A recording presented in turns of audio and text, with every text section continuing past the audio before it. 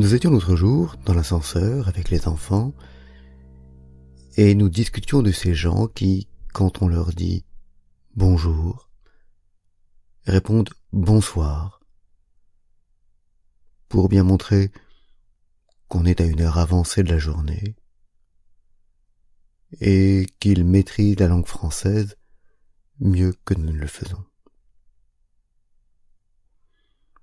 Nous nous disions à quel point ces gens étaient étranges, à quel point leur attitude était désagréable, malveillante et peu amène.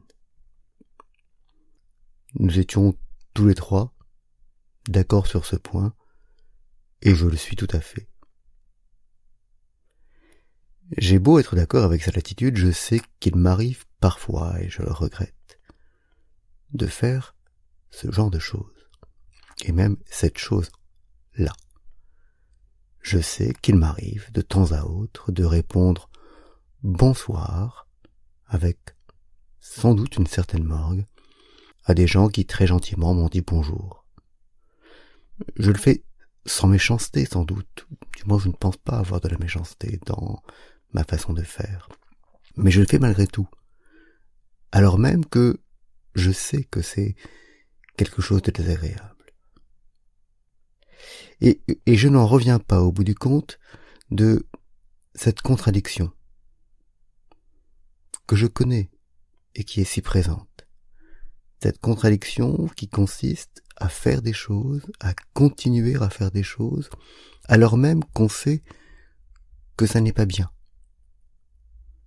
même si ça n'est pas criminel.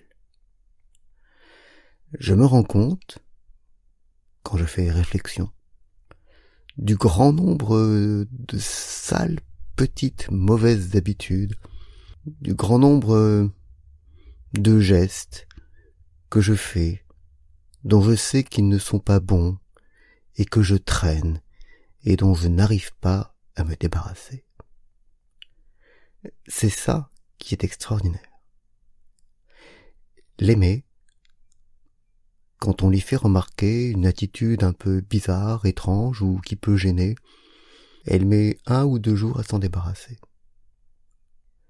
Il y a des choses que je connais, des défauts que j'ai, des défauts dont j'ai une claire vision et dont je n'arrive pas pourtant à me débarrasser et que je traîne pendant des jours, pendant des semaines, pendant des années et peut-être même depuis ma naissance.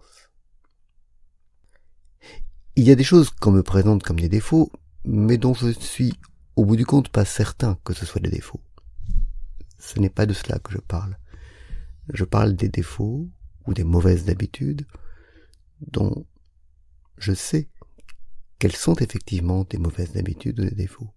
Et même ces choses-là, ces gestes, ces pratiques, ces attitudes, j'ai beau savoir que non, ça ne colle pas, ça n'est pas bien, malgré tout, je les entretiens et je n'arrive pas à m'en passer, je n'arrive pas à m'en débarrasser.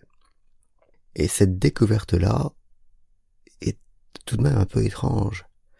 C'est fatigant de se retrouver chaque matin avec soi-même, avec ces mêmes choses dont on sait qu'on ne devrait pas les faire, et on continue pourtant à les faire par simple automatisme, par simple habitude, et par simple incapacité de nettoyer véritablement, non pas même le tréfonds de son âme, mais sa pratique quotidienne. D'un autre côté, s'en rendre compte est déjà quelque chose. Mais ça n'est pas suffisant. Il faut encore travailler, même si, encore une fois, je le répète, il n'y a pas de quoi faire de mal à un chat. Du moins, je l'espère.